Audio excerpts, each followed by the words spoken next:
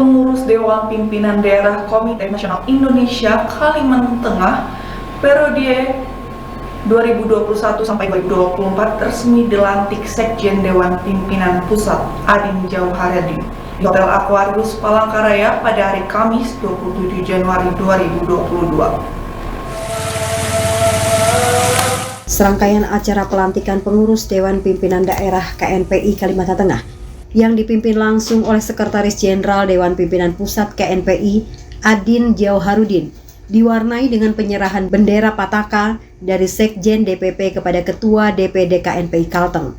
Nampak hadir sejumlah pejabat ikut hadir menyaksikan pelantikan pengurus DPD Kalteng. Saat diwawancarai, seusai acara pelantikan, Sekjen DPP KNPI Adin Jauharudin mengatakan, KNPI kedepannya harus berlari cepat, karena Kalimantan akan menjadi orientasi baru dan masa depan baru bagi Indonesia, sejalan dengan pemindahan ibu kota negara ke Kalimantan Timur.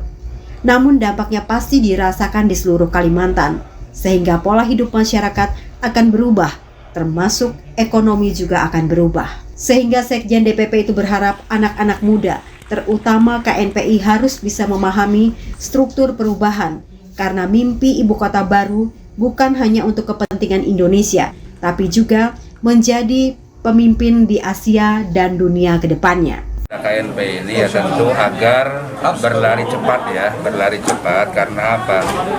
Karena pasti Kalimantan ini akan menjadi orientasi baru, masa depan baru Indonesia. Kenapa? Karena ibu kota ke depan akan dipindahkan ke Kalimantan.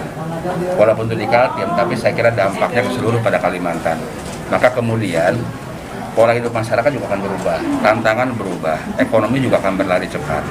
Nah ini semua kemudian pendidikan juga berlari cepat, SDM berlari cepat. Maka anak-anak muda, terutama KNPI, harus bisa memahami struktur-struktur perubahan ini. Kalau nggak kemudian kita akan gagap. Nah karena apa? Mimpinya kemudian dengan ibu kota baru juga, ini bukan hanya soal kepentingan Indonesia, tapi juga menjadi pemimpin di Asia dan dunia ke depan. Sementara itu di tempat yang sama, seusai dilantik Ketua DPD KNPI Kalteng, Muhammad Alfian Mawardi menyampaikan, untuk program 100 hari ke depan, pihaknya akan segera berkoordinasi dengan Dispora untuk kembali menata KNPI dan juga menyampaikan prototipe UMKM yang sudah ada. Selain itu, pihaknya juga akan berkoordinasi dengan Dinas Pendidikan untuk memantau MOU dan melakukan roadshow ke SMA untuk memberikan sosialisasi program-program pembangunan kepemudaan di Kalteng sekaligus menyerap aspirasi mereka untuk pemerintah Provinsi Kalimantan Tengah. Kemudian pihaknya juga akan berkoordinasi dengan Dinas Pertambangan dan Perkebunan terkait masalah CSR untuk melibatkan para investor agar berpartisipasi dalam mengembangkan kepemudaan di Kalimantan Tengah.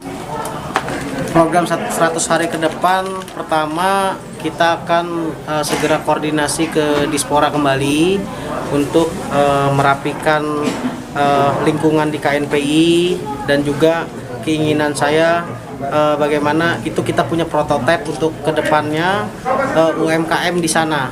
Jadi itu yang akan kita lakukan. Kedua, kita akan ke Dinas Pendidikan untuk membuat MOU. Jadi kami itu pengen roadshow ke SMA memberikan sosialisasi pada mereka semua program-program pembangunan apa aja yang dilakukan Provinsi Kalimantan Tengah untuk pemuda di Kalimantan Tengah, dan apa aspirasi mereka untuk pemerintah Provinsi Kalimantan Tengah. Ketiga, seperti yang saya bilang, saya akan nanti koordinasi kepada Dinas Pertambangan sama Dinas Perkebunan untuk permasalahan CSR itu.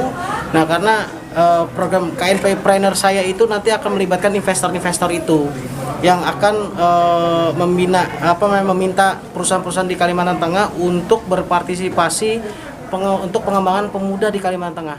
Itu. Dari Kota Palangkaraya, Fardoari Raketno melaporkan.